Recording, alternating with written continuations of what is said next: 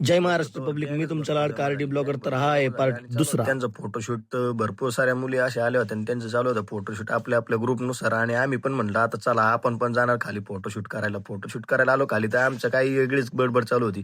Photoshoot राहिला बाजूला आणि आमचा कॅमेरामॅन घेतो एकाला नाही घेत, कारण की आमचा कॅमेरामॅनच होता जर शिक नवीन. तोपर्यंत तर भरपूर गँग जमा व्हायला लागली होती. गँग जमा होता पाहिलं बाबा भरपूर गँग इकडे जमा झाली ना. आम्ही आलो मग तवर नाश्त्याला बाहेर, कारण कार्यक्रमाला अजून खूप सारा टाइम होता आणि नाश्ता सांगणार होता आम्हाला आमचा तिसरा कार्यकर्ता, कारण त्यांनी घेतले होते आज कपडे घेतले. मग ते म्हणतो चला कपड्याची पार्टी घेतली आम्ही त्याच्याकडून कपड्याची. त्यानंतर आलो होतो आपण आपल्या विशाल सपकाळ येथे रिडीएम टाकण्यासाठी. रिडीएम आपल्याला टाकायचंय बाईकवर, आपल्या युट्यूब चॅनलचं नाव टाकायचंय आरडी ब्लॉगर. तर कसं वाटण मित्रांनो सांगा तुम्ही, आपल्या युट्यूब चॅनलचं नाव आपण टाकतोय. असं करू का मी? असं करू का?